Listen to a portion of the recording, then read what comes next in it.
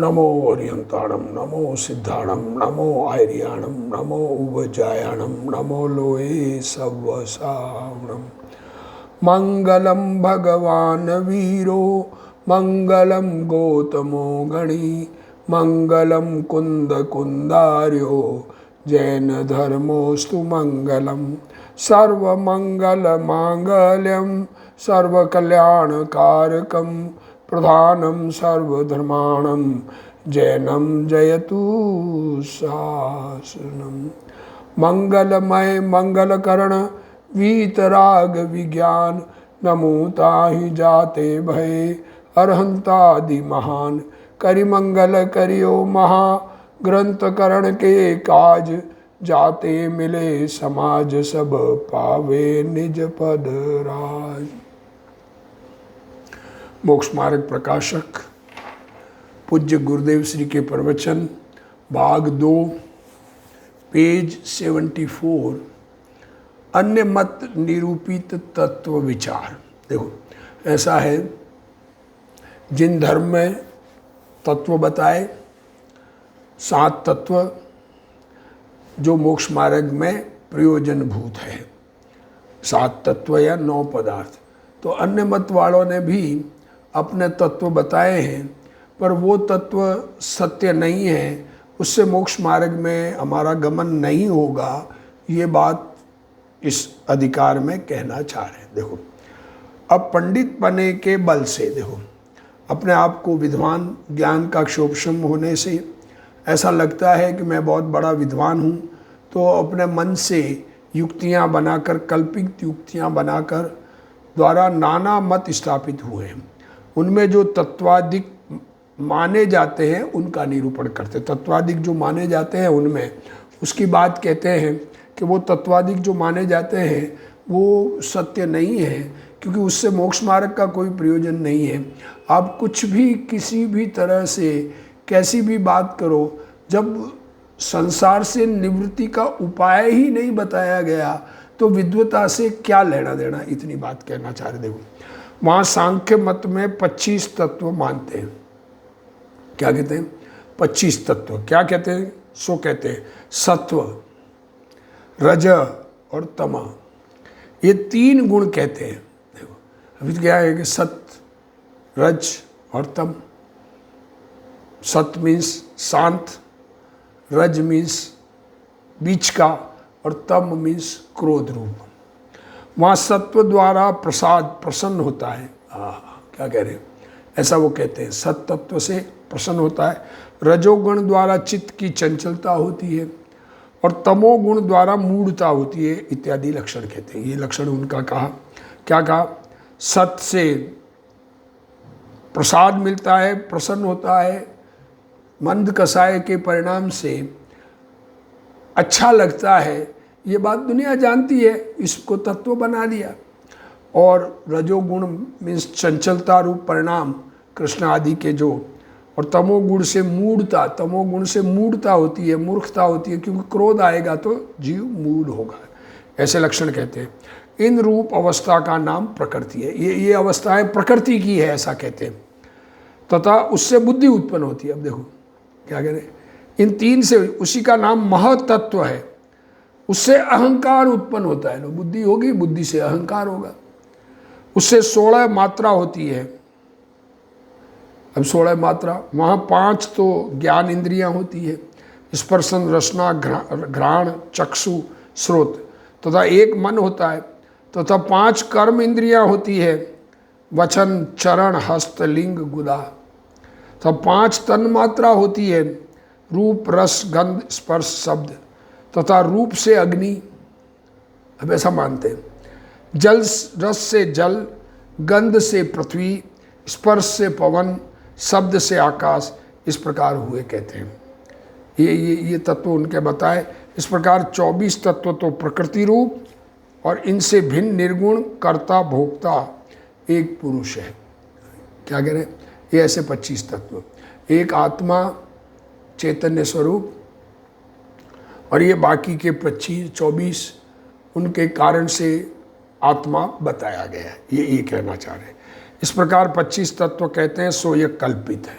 देखो कल्पना से, अपनी मर्जी से, अपनी मानी से कुछ भी मनावे। अब जो मनाया मनाया, उनकी मान्यता है, किसी की भी मान्यता अपनी अपनी है। एक सीधी बात है कि जिनकी मान्यता सच्ची होगी उसका गमन मोक्ष मार्ग में होगा, जिनकी मान्यता खोटी होगी उनका गमन मोक्ष मार्ग में नहीं होगा। अब सुख भी नहीं मिलेगा। जिनकी खोटी मान्यता है उनका मोक्ष मार्ग में गमन भी नहीं होगा, सुख भी नहीं मिलेगा। अब हमको सुख चाहिए। मोक्ष मार्ग मीन्स सुख की शुरुआत होके सुख की वृद्धि, सुख प्रकट होना, शुरुआत होना और उसकी वृद्धि होकर के पूर्ण सुखी हो जाना, इसका नाम है मोक्ष। तो ऐसा मोक्ष ये ज्ञान करने से नहीं होगा, ये बात कहना चाह रहे हैं पंडित जी।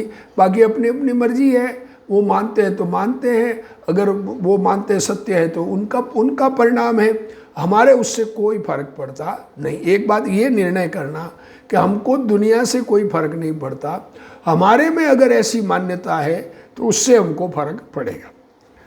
क्योंकि राजस आदि गुण आश्रय बिना कैसे होंगे। पहली बात तो तुमने सत्व रज तम ये 3 गुण कहे, तो ये गुण किसी का न किसी का आश्रय करेंगे। गुण तो गुणी के आश्रय से होंगे ना, इनका आश्रय तो चेतन द्रव्य ही संभव है बस। अब ये गुण तो चेतन में ज्ञानानंद स्वभावी भगवान आत्मा में ही ऐसा गुण हो सकते हैं, तथा इनसे बुद्धि हुई कहते हैं।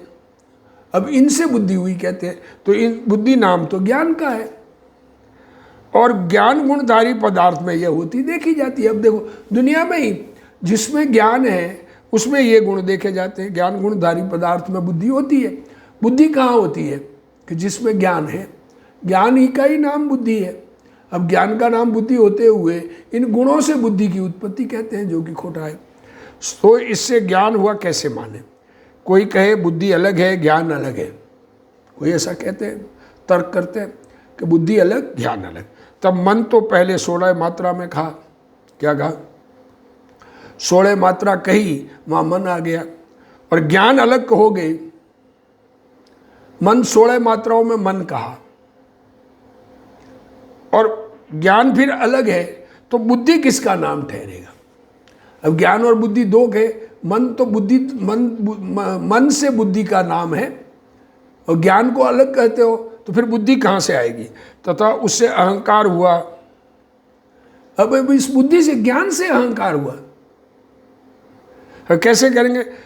सो पर वस्तु में मैं करता हूं ऐसा मानने का नाम अहंकार है। अहंकार किसे कहते हैं? आत्मा से भिन्न पदार्थ, उसका कर्ता मैं हूं, ऐसी मान्यता, इसका नाम अहंकार है। पर द्रव्य में अपनापन, इसका नाम अहंकार है। साक्षीभूत जानने से तो अहंकार होता नहीं। जानने देखने वाला बने रहने से कोई अहंकार नहीं होता। हम पदार्थों को जानते हैं, ये हो रहा है, ये हो रहा है, अब इनको मैंने किया है तो अहंकार होगा, मैंने नहीं किया, जो हुआ है जाना है, उसमें अहंकार का नाम कहाँ है? तो ज्ञान से उत्पन्न कैसे कहा जाता है? अब ये ज्ञान से उत्पन्न अहंकार कहा ना, तो ज्ञान से उत्पन्न तो तब कहेंगे कि जब ज्ञान होने पर घमंड हो। न्यूट्रल होके जानना, उससे अहंकार पैदा नहीं होता है।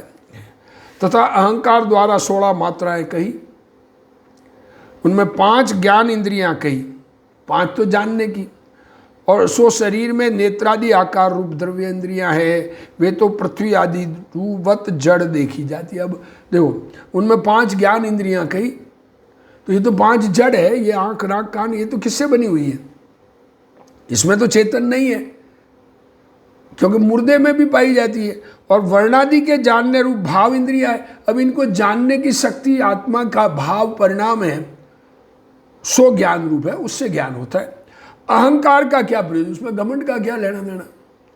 कोई किसी को अहंकार बुद्धि रहित देखने में आता है, ऐसा आता है कि ज्ञान होता है, जानने में आता है, और अहंकार नहीं होता है। वहाँ अहंकार द्वारा उत्पन्न होना कैसे संभव है? तो मन कहा सो इंद्रियवत ही मन है, क्योंकि द्रव्य मन शरीर रूप है, भाव मन ज्ञान रूप है। तथा 5 इंद्रियां कर्म इंद्रियां कहते हैं। सो ये तो शरीर के अंग है, मूर्तिक है। अमूर्तिक अहंकार से इनका उत्पन्न होना कैसे माने? अहंकार तो अमूर्तिक है और इंद्रियां तो मूर्तिक है, तो अहंकार से इनकी उत्पत्ति किस प्रकार माने? तो कर्म इंद्रियां 5 ही तो नहीं है, शरीर के सर्व अंग कार्यकारी है। देखो 5 ही इंद्रियां नहीं है, दूसरे भी कार्यकारी है। तथा वर्णन तो सर्व जीवाश्रित है। अब सब जीवों का कह रहे ना, तो फिर जानवर के तो पूंछ है, मनुष्याश्रित ही तो नहीं है, इसलिए सूंड पूंछ इत्यादि अंग भी कर्म इंद्रियां हैं। 5 ही की संख्या किस लिए कहते हैं? तथा स्पर्शादि 5 तन मात्रा कही, सो रूपादि कुछ अलग वस्तु नहीं है। ये स्पर्श रस गंध वर्ण कोई अलग वस्तु नहीं है, एक ही वस्तु में पाई जाती है। वे तो परमाणुओं से तन्मय गुण हैं, वे अलग कैसे उत्पन्न हुए? तथा अहंकार तो अमूर्तिक जीव का परिणाम है, घमंड का परिणाम तो जीव को आता है, इसलिए यह मूर्तिक गुण उससे कैसे उत्पन्न हुए माने? कैसे उत्पन्न हुए माने? तथा इन 5 से अग्नि आदि उत्पन्न हुए कहते हैं। अब ये क्या कह रहे हैं? इन 5 से अग्नि उत्पन्न हुई कहते, सो प्रत्यक्ष झूठ है, सामने झूठ दिख रहा है। रूपादिक और अग्नि आदि के सहभूत गुण गुणी संबंध है। देखो रूप अग्नि का रूप गुण दिखता है, रंग दिखता है, ये तो बात है, पर किसी से उत्पन्न होता नहीं दिख रहा है। कथन मात्र भिन्न है, वस्तु भेद नहीं है। किसी प्रकार कोई भिन्न होते भाषित नहीं होते। अब अग्नि से रूप अलग किया जा सकता है, लाल रंग अग्नि है या पीले रंग की है, उसमें से रंग निकाल दो। कथन मात्र से भेद उत्पन्न करते हैं, इसलिए रूपादि से अग्नि आदि उत्पन्न हुए कैसे कहें? तो कहने में भी गुणी में गुण है, बात भी जो गुणवान पदार्थ है उसमें गुण कहे जाते हैं। गुण से कोई वस्तु उत्पन्न होती है, ऐसा कैसे माने? तो इनसे भिन्न एक पुरुष कहते हैं, परंतु इसका स्वरूप अवक्तव्य कहकर प्रत्युत्तर नहीं कहते। देखो एक पुरुष जुदा है, अब वो जुदा कौन है? वो अवक्तव्य है।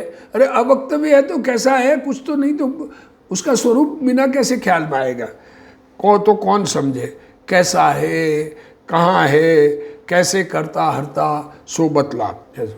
जो बतलाएगा उसी में विचार करने पर अन्यथापना भाषित होगा। इस प्रकार सांख्य मत द्वारा कल्पित तत्व मिथ्या जानना तथा पुरुष को प्रकृति से भिन्न जानने का नाम मोक्ष मार्ग कहते हैं। सो प्रथम तो प्रकृति और पुरुष कोई है ही नहीं, ऐसी कोई व्यवस्था नहीं है कि कोई पुरुष और कोई प्रकृति हो। तथा मात्र जानने ही से तो सिद्धि होती नहीं है। क्या कह रहे हैं? अब ज्ञान कर लिया पदार्थों का, तो जानने में आने से सिद्धि नहीं होती है। समझ में आकर के अपने अंदर से रागादिक मिटे तो सिद्धि होती है। आत्मा में से क्रोध मान माया लोभ आदि हास्यरति भय जुगुप्सा स्त्रीवेद पुरुषवेद नपुंसक रहीज ये मिटे तो सिद्धि होती है, परंतु इस प्रकार जानने से कुछ राग आदि नहीं घटते। प्रकृति का कर्तव्य माने आप अकर्ता रहे। देखो ये सब प्रकृति का, सारे कार्य प्रकृति के, खुद तो अकर्ता पुरुष है, तो किस लिए आप राग आदि कम करेगा? इसलिए यह मोक्ष मार्ग नहीं है। तथा प्रकृति पुरुष का भिन्न होना उसे मोक्ष कहते हैं। प्रकृति और पुरुष भिन्न होते हैं उसे मोक्ष कहते हैं। सो 25 तत्वों में 24 तत्व तो प्रकृति संबंधी कहे। एक पुरुष भिन्न कहा, सो वे तो भिन्न है ही, और कोई जीव पदार्थ 25 तत्वों में कहा ही नहीं। कोई चेतन ज्ञान स्वभावी ऐसा पदार्थ तो कहा नहीं, पुरुष का है। तथा पुरुष ही को प्रकृति का संयोग होने पर जीव संज्ञा होती है। देखो पुरुष प्रकृति से मिलता है तो जीव होता है, तो पुरुष न्यारे न्यारे प्रकृति सहित है। सबकी प्रकृति पुरुषों की अलग अलग है। पश्चात साधना द्वारा कोई पुरुष प्रकृति रहित होता है। देखो क्या कहते हैं? जो अपने आत्मा की साधना करता है, स्वरूप की साधना करता है, चेतन भगवान को अपने रूप स्वीकार करके उसमें एकाग्रता करता है, उसका निर्णय करे पहले ज्ञान में कि मैं भगवान आत्मा कैसा हूँ, किस प्रकार का हूँ, मेरा क्या स्वरूप है, ऐसा निर्णय करके अपने स्वरूप में एकाग्रता होने से ये क्रोध मान माया लोभ आदि मिथ्यात्व और कषाय ये मिट जाते हैं और सिद्ध होता है। तो एक पुरुष न ठहरा, बहुत सारे जीव हैं, बहुत सारे जीव प्रकृति सहित है, भिन्न भिन्न प्रकृति है सबकी। तो जो भी साधना करेगा वो सिद्ध होगा। तो प्रकृति पुरुष की भूल है। देखो प्रकृति क्या कहते, पुरुष की भूल है, जीव की भूल है, या किसी व्यंतरीवत भिन्न ही है। कोई व्यंतर आके हमारे लग जाता है शरीर में, जो जीव को आ लगती है, यदि उसकी भूल है तो प्रकृति से इंद्रियादिक व स्पर्शादिक तत्व उत्पन्न कैसे माने। अगर पुरुष की भूल है, आत्मा की भूल है, तो उससे इंद्रियां उत्पन्न हुई कैसे माने। और अलग है तो वह भी एक वस्तु है। अगर प्रकृति आके लगी है तो ये भी एक अलग चीज है, एक तो नहीं रहा। सर्व कर्तव्य उसका ठहरा, पुरुष का कुछ कर्तव्य ही नहीं रहा, तब किस लिए उपदेश देते हैं, जब आत्मा का कुछ कर्तव्य ही नहीं है। आत्मा तो चेतन भगवान ऐसा का ऐसा बैठा है त्रिकाली, एक ब्रह्म है, सब ब्रह्म के अंश है, तो फिर अब किसके लिए कार्य करना रहा। इस प्रकार यह मोक्ष मानना मिथ्या है। तथा प्रत्यक्ष अनुमान आगम ये तीन प्रमाण कहे। क्या कहते हैं, प्रत्यक्ष सामने दिखता है, अनुमान जिसका हो सके, और आगम, परंतु उनके सत्य असत्य का निर्णय जैन के न्याय ग्रंथों से जानना। देखो अब ये निर्णय करना है, उनके प्रत्यक्ष अनुमान और आगम कह रहे हैं, तो उसका सत्य असत्य सच्चापन का निर्णय जैन ग्रंथों से जानना। तथा इस सांख्य मत में कोई तो ईश्वर को मानते नहीं। अब देखो एक ही मत में कोई कहता है ईश्वर है ही नहीं, कितने एक पुरुष को ईश्वर मानते हैं, कितने ही शिव को मानते हैं, कितने ही नारायण को देव मानते हैं, अपनी इच्छा अनुसार कल्पना करते हैं, कुछ निश्चय नहीं है। तो इस मत में कितने जटा धारण करते हैं। अब वेश भी,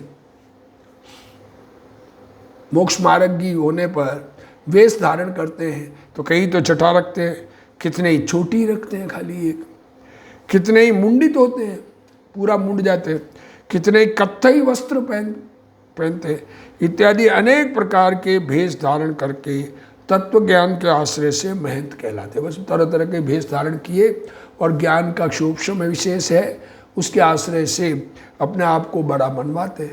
मनवाए, उनकी मर्जी है, मोक्ष मार्ग नहीं है ये कहना चाह रहे हैं। मनवाए, दुनिया में कोई किसी को कुछ भी मनवाए। मानने वाला अगर मानेगा तो मिथ्यात्व उसके अंदर प्रवेश करेगा, हम मानेंगे तो हमारे अंदर मिथ्यात्व प्रवेश करेगा, और जो उस परिणाम रूप परिणमन कर रहा है उसका तो परिणमन जो होना है होगा, हम किसी का कुछ नहीं कर सकते। इस प्रकार सांख्य मत का निरूपण किया। अब गुरुदेव श्री प्रवचन में इसका थोड़ा खुलासा कर रहे हैं। उनमें से सांख्य मत की बात करते हैं। सांख्य मत में 25 तत्व मानते हैं, इसमें सत्व रज तम को गुण मानते हैं, वह मिथ्या है, क्योंकि वे गुण नहीं है बल्कि पर्याय है, अवस्थाएं हैं। तथा उन सत्वादि को प्रकृति कहते हैं, और उस प्रकृति से बुद्धि होती है और बुद्धि से अहंकार होता है, ऐसा वे मानते हैं। परंतु ये सब बातें मिथ्या है। तथा वे 16 मात्रा कहते हैं, और रूप से अग्नि व शब्द से आकाश हुआ कहते हैं। रूप से अग्नि, रंग से, और शब्द से आकाश कहते हैं, वह मिथ्या है, क्योंकि यह तो गुण से गुणी हुआ ऐसा हुआ, परंतु ऐसा नहीं बनता। तथा प्रकृति से अलग भोक्ता पुरुष एक है ऐसा कहते हैं, परंतु वह कल्पित है, क्योंकि सत्वादि प्रकृति है वह आधार बिना नहीं होती। अब ये जो प्रकृति होगी तो किसी न किसी का बेस तो होगा ना। गुण किसी में होंगे तो गुणवान पुरुष से होंगे, उसका आधार तो चेतन द्रव्य है। और इसका अर्थ यह है कि आत्मा में जो विकार होता है उसका आधार वास्तव में चेतन द्रव्य है। आत्मा के विकारी परिणामों का आधार आत्मा है, परंतु कर्म नहीं। तो कभी कोई कर्म के कारण विकार होना माने, देखो अभी ये साथ में तुलना करें, जैनी होकर भी कोई ये माने कि हमको कर्म के कारण विकार होते हैं, तो वह भी मिथ्या है, ऐसा यहाँ कहना चाहते हैं। तो प्रकृति से बुद्धि हुई ऐसा कहते हैं, परंतु बुद्धि तो ज्ञान का नाम है, वह तो जो ज्ञान गुण का धारक पदार्थ है उससे होता है। हाँ, इसलिए बुद्धि प्रकृति से होती है, यह बात यथार्थ नहीं है। तथा प्रकृति तो अवगुण है। प्रकृति जो लगी है वो तो बीमारी है, और ज्ञान कैसे होगा? वो बुद्धि तो ज्ञान गुण की पर्याय है, वह विकार से नहीं होती। जो कोई ऐसा मानते हैं कि विकार करने से ज्ञान बढ़ता है, कोई ऐसा माने कि राग करने से ज्ञान बढ़ता है, तो वह सांख्य मत की तरह प्रकृति से बुद्धि होती है, ऐसा मानने जैसा है, अर्थात वह मिथ्या दृष्टि है। इसलिए वास्तव में प्रकृति वह अवगुण है, उससे ज्ञान बुद्धि होती है, ऐसा नहीं बनता। यदि यथार्थ रुचि से उसका निर्णय करे तो हो सकता है। देखो, निर्णय करे तो हो सकता है, अब नहीं करना निर्णय नहीं करे किसी को भी। हमें तो अपने लिए निर्णय करना है, खुद के लिए निर्णय करना है, खुद को समझना है। दुनिया को समझने से हमारी समझ ठीक नहीं होगी। जिसको भी अपना कल्याण करना है उसको स्वयं को समझना है। दुनिया के समझने से हमारी समझ ठीक नहीं होगी। यदि यथार्थ रुचि से उसका निर्णय करे तो हो सकता है, ऐसा है। परंतु रुचि करे नहीं और कहे कि हमें समझ में नहीं आता, देखो अंदर में समझने की रुचि नहीं है, और कहता है हमारी समझ ये इतनी ऊंची ऊंची सूक्ष्म सूक्ष्म बातें समझ में नहीं आता, तो वह यथार्थ नहीं है। व्यापार करने पर दुकान में हजारों, दृष्टांत दे रहे हैं गुरुदेव श्री, हजारों चीज़ें हो तो उनको याद रखता है। दुकान में मेडिकल की दुकान वाला है, कितनी दवाइयाँ होती हैं और कौन सी दवाई कहाँ रखी है, चिट्ठी डॉक्टर की आते ही फट से निकाल के दे देता है, क्योंकि वहाँ रुचि है। इसी प्रकार यहाँ रुचि करे तो भली भांति समझ में आवे, ऐसा है। देखो, वह प्रकृति से बुद्धि कहता है, फिर बुद्धि से अहंकार होता है, ऐसा कहता है, परंतु ये यथार्थ नहीं है, क्योंकि ज्ञान तो साक्षीभूत है। जानने में तो संभाव है, साक्षी बना है। जानना तो साक्षी है। अब कोई किसी का मर्डर किया, दूसरे ने देखा, तो वो इन्वॉल्व थोड़े हुआ, वो तो साक्षी है। हाँ, उससे अहंकार नहीं होता, उससे ये नहीं होता कि मैंने किया, परंतु पर वस्तु में इष्ट अनिष्टपना मानने से अहंकार होता है। अरे इसने बुरा किया, इसने भला किया। एक का साथ देवे मारने वाले का, या बचने नहीं मरने वाले का साथ देवे, तो राग द्वेष होते हैं। इसलिए बुद्धि से अहंकार होता है, यह मान्यता मिथ्या है। सम्यक दृष्टि ऐसा नहीं मानता। ज्ञान से अहंकार नहीं होता, ऐसा ज्ञानी मानता है। जैन वीतराग मार्ग के सिवाय अन्य मत खोटे हैं, तो उनमें क्या विरोध आता है यह भी जानना चाहिए। यह समझने के लिए यह अन्य मत निराकरण का अधिकार है। सांख्य मत कल्पित है, यह बात यहाँ चल रही है। यह मानता है कि अहंकार से 5 इंद्रियां होती है, परंतु अहंकार से इंद्रियां नहीं होती। अहंकार तो आत्मा की पर्याय है और इंद्रियां तो जड़ है, इसलिए वे अहंकार से पैदा नहीं होती। भावेंद्रियां भी आत्मा का स्वरूप नहीं है, ऐसा समय सार में कहा है। जानने की जो वर्तमान शोभशम रूप योग्यता, जो भाव इंद्रियां हैं, आँख से देखने की आत्मा की शक्ति, वो भी आत्मा का स्वरूप नहीं है। वह तो अल्प ज्ञान है। अल्प ज्ञान के उगाड़ जितना आत्मा का स्वभाव नहीं है। आत्मा का स्वभाव तो पूर्ण ज्ञान है, इसलिए उतना सा स्वभाव नहीं है, यह बताने को कहा है। यहाँ सांख्य मत अहंकार से इंद्रियां होती ऐसा कहता है, वह यथार्थ नहीं है। और बुद्धि से अहंकार होता है ऐसा मानता है, वह भी यथार्थ नहीं है। क्योंकि ज्ञान के उगाड़ और पर को अपना स्वरूप माने तो अहंकार होता है, परंतु ज्ञान बुद्धि तो अहंकार का कारण नहीं होता। अहंकार करे तो होता है, देखो, परंतु उस अहंकार से पर की पर्याय होती है, ऐसा नहीं है।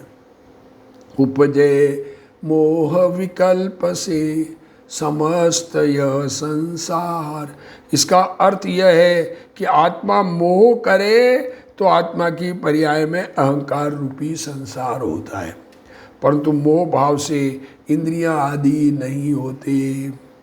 बुद्धि में से अहंकार हुआ, इससे ये स्पर्शादि जानने में आने लगे, ऐसा वे कहते हैं।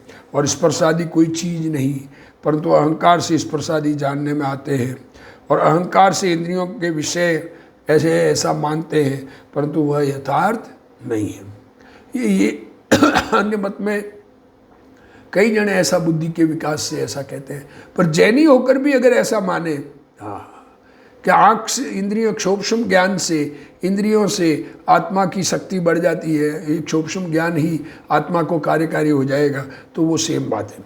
क्योंकि वीतराग कहते हैं कि स्पर्शादि तो जगत की एक वस्तु है, आत्मा स्वयं अहंकार करे तो होता है, उन स्पर्शादि को अपना मानना वह अहंकार है। देखो स्पर्शादि पदार्थ वो मैं हूँ ऐसा मानना वो अहंकार है, वह अरूपी पर्याय तो आत्मा की है।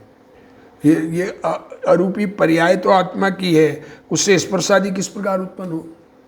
अर्थात अहंकार रूप दोष से अचेतन जड़ स्पर्शादि नहीं होते। आत्मा में अहंकार रूप दोष हो उससे स्पर्शादि नहीं होते। तो रूपादि जो पुद्गल परमाणु के गुण हैं उनमें से अग्नि आकाश आदि गुण उत्पन्न हुआ कहते हैं, परंतु यह यथार्थ नहीं है, क्योंकि अग्नि और उष्णता एक है, वर्ण गंध आदि से परमाणु अलग नहीं, शब्द से आकाश नहीं हुआ। वस्तु में गुण है ऐसा कहा जाता है, परंतु गुण से वस्तु ही ऐसा नहीं कहा जाता। देखो वस्तु में गुण कहे जाते हैं, कोई भी चीज़ हो उसमें गुण हो। सोना है तो उसमें कहते हैं भारीपन है, चिकनापन है, पीलापन है, पर चिकनापन और पीलापन मिला दो तो सोना बन जाएगा। ये बात समझ में आने जैसी होने पर भी इसका निर्णय नहीं हो सकता। देखो इसलिए पीलापन और चिकनापन मिलाने से सोना नहीं बनेगा, सोने में पीलापन चिकनापन होता है। ये बात तो समझ में सबको आती है, निर्णय हो आने जैसी होने पर भी इसका निर्णय नहीं हो सकता। ऐसा जो मानता है उसको आत्मा की वास्तव में रुचि नहीं है। जहाँ रुचि होती है वहाँ तो भली भांति परीक्षा करता है। ऐसे ही यहाँ जिसको धर्म करना होवे, जिसे अपना कल्याण करना है, जिसे सुखी होना है, जिसे संसार में दुख लगा है, जो संसार से भयभीत है, उसे यथार्थ परीक्षा करनी चाहिए। यदि परीक्षा किए बिना निर्णय किया हो तो वह निर्णय टिकेगा नहीं। परीक्षा नहीं करके गुरु ने कही वैसी मान ली तो वो स्थिर नहीं है, बदल जाएगा, दूसरा कुछ कहेगा तो वैसा मानने लगेगा। वह मूड जैसा है, उसे धर्म नहीं होता। परीक्षा किए बिना धर्म को माने तो उसे भगवान ने अज्ञानी और अंधा कहा है। इसलिए यथार्थ वस्तु स्वरूप का निर्णय करना चाहिए। तथा सांख्य मत वाले पुरुष को प्रकृति से भिन्न मानना, उसे मोक्ष मार्ग कहते हैं। पुरुष को प्रकृति से जगत से जुदा मानना, तो यह बात भी खोटी है, क्योंकि वह कहते हैं कि ऐसी कोई प्रकृति व पुरुष है ही नहीं। देखो ऐसी कोई प्रकृति और पुरुष है ही नहीं। वीतराग ने कर्म रूप प्रकृति कही है, उससे आत्मा भिन्न है। कर्मान वर्गणा से बने हुए कर्म और बाहर में शरीर आदि ये प्रकृति कही है, तो उससे आत्मा भिन्न है। यह बात सत्य है, परंतु वे तो आत्मा कोई विकारी पर्याय रूप से प्रकृति कहते हैं, उससे भिन्न आत्मा नहीं है। तो ज्ञान वे ज्ञान से मुक्ति कहते हैं, वैसा भी नहीं है। ज्ञान के साथ जान पाने की प्रकृति और ज्ञान की स्थिरता रूप क्रिया, ज्ञान में एकाग्रता द्वारा राग रहित हुए तो मुक्ति होती है। देखो ज्ञान के साथ ज्ञान में जान पाने की प्रतीति, जान पाने में एकत्व की अनुभूति, और फिर उसमें एकाग्रता स्थिरता हो तो राग रहित हो तो मुक्ति होती है। परंतु केवल जानने से सिद्धि नहीं होती, खाली जानने से सिद्धि नहीं होती, क्योंकि जो विकार को प्रकृति का कार्य मानता है और ज्ञान में निर्णय और स्थिरता का पुरुषार्थ नहीं करता, उसको मोक्ष मार्ग नहीं होता। प्रकृति का कर्तव्य रागादि को मानने वाला, रागादि प्रकृति के किए हुए ऐसा मानने वाला, तथा कर्म का कर्तव्य रागादि को मानने वाला, कर्म से रागादि होते हैं ऐसा मानने वाला, दोनों एक समान मिथ्या दृष्टि। जैन होकर कर्मों ने राग कराया, मैं क्या करूं राम मुझे कर्मों ने घेरा, ऐसा मानने वाला, और प्रकृति से रागादि मानने वाला एक जैसे मिथ्या दृष्टि है। सब कर्म प्रारब्ध से होते हैं ऐसा मानने वाले को तीन काल में भी रागादि को घटाने का पुरुषार्थ नहीं होता। शरीर आदि की क्रिया करने से रागादि घटने का पुरुषार्थ नहीं होता, इसलिए वे इस प्रकार मोक्ष मार्ग के स्वरूप में भूल करते हैं। अब मोक्ष के स्वरूप से प्रकृति से पुरुष भिन्न हो, उसका नाम मोक्ष कहते हैं, परंतु उनकी यह मान्यता यथार्थ नहीं है, क्योंकि प्रकृति और पुरुष भिन्न ही है, तो भिन्न होवे उसे मोक्ष कहना यह बात ही मिथ्या है। प्रकृति और पुरुष तुमने अलग ही कह दिया, अब भिन्न करने की बात कहाँ रही। अर्थात कर्म और आत्मा का निमित्त नैमित्तिक संबंध है ऐसा मानना, परंतु कर्म के कारण से विकार होता है ऐसा नहीं। कर्म और आत्मा का निमित्त नैमित्तिक संबंध है, पर कर्म विकार कराते हैं, ऐसा नहीं हुए। संसार में निमित्त नैमित्तिक संबंध नहीं, ऐसा मानना भी मिथ्या है, क्योंकि इससे सिद्ध में निमित्त नैमित्तिक संबंध नहीं है, ऐसा सिद्ध नहीं होगा। देखो, संसार में निमित्त नैमित्तिक संबंध है, सिद्धों के निमित्त नैमित्तिक संबंध नहीं है। इसलिए जो निमित्त नैमित्तिक संबंध को स्वीकार नहीं करता तो वो सिद्ध गति भी स्वीकार नहीं करता, मोक्ष नहीं होगा उसको। वर्तमान में कर्म का और आत्मा का निमित्त नैमित्तिक संबंध है, कर्ता कर्म संबंध नहीं है। जब स्वरूप में एकाग्रता द्वारा निमित्त नैमित्तिक संबंध मिट जाता है तो सिद्ध दशा होती है। इसलिए आत्मा और प्रकृति के निमित्त नैमित्तिक संबंध है, ऐसा मानना चाहिए। और पुरुषार्थ से निमित्त नैमित्तिक संबंध तोड़ने का नाम मोक्ष है, परंतु प्रकृति से भिन्न होना वह मोक्ष है, ऐसा नहीं है। आत्मा ने स्वयं अपनी पर्याय में प्रकृति का संग किया था, पुरुषार्थ पूर्वक उसका संग तोड़ना उसे मोक्ष कहे, वह यथार्थ है।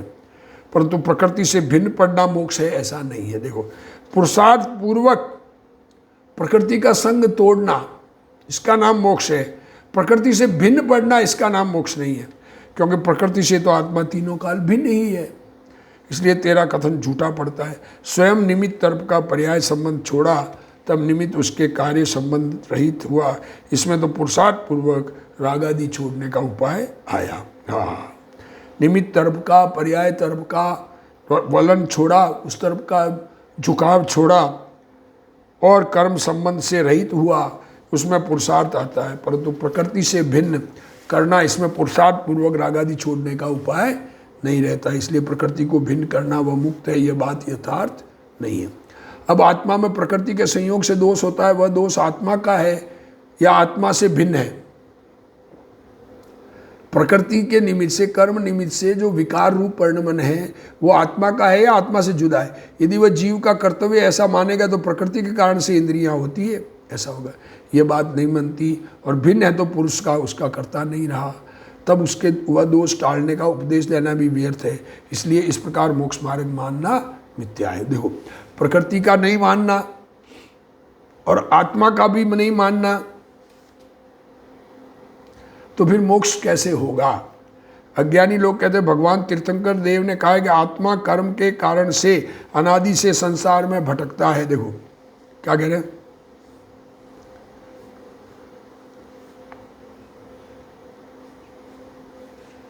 इसलिए कर्म के कारण आत्मा में विकार होता है, ऐसा मानना चाहिए। देखो, सो वह तो सांख्यमति जैसा है, क्योंकि दोष स्वयं ने किया है। देखो, आत्मा में कर्मों ने दोष किया है ऐसा मानना और पुरुष अकर्ता है ऐसा मानना, ये तो सांख्य मत है। हाँ, फिर उपदेश किस बात का देंगे? क्योंकि वो तो कर्मों का किया हुआ है, खुद का किया हुआ तो है ही नहीं। इसलिए उसको मोक्ष मार्ग मानना मिथ्या है। पर स्वयं ने दोष किया है कर्म निमित्त से और कर्म के ऊपर डालता है, कभी सुधरता नहीं। दोष स्वयं ने किया और डाले कर्मों पर तो कभी सुधरता नहीं, और उसे उपदेश देना भी व्यर्थ है। वह भगवान के वचन को नहीं समझता। कोई कर्म के कारण से संसार में नहीं भटकता। कर्म के कारण संयोग मिलते हैं, परंतु जड़ कर्म जीव को दोष करावे, यह बात यथार्थ नहीं है। सांख्यमति प्रकृति को कारण कहे और जैन नाम धराकर कर्म के कारण से विकार माने, दोनों समान मिथ्या दृष्टि है। देखो, ये तो हमको ठीक करने की बात गुरुदेव श्री कह रहे हैं। हमारी मान्यता हमको ठीक करनी है। हम कर्मों के कारण अपने आप को बिगाड़ मानेंगे तो हम सांख्य मत जैसे हो जाएंगे। अपना स्वरूप, अपने में बीमारी पैदा हुई है, हमारे अज्ञान से हुई है और हमारे ज्ञान से बीमारी टल जाएगी। ऐसा सच्चा स्वरूप निर्णय करें और अपना स्वरूप का अनुभव करके मोक्ष मार्ग में प्रवर्तन करें। इसी भावना के साथ आज का स्वाध्याय पूर्ण करते हैं।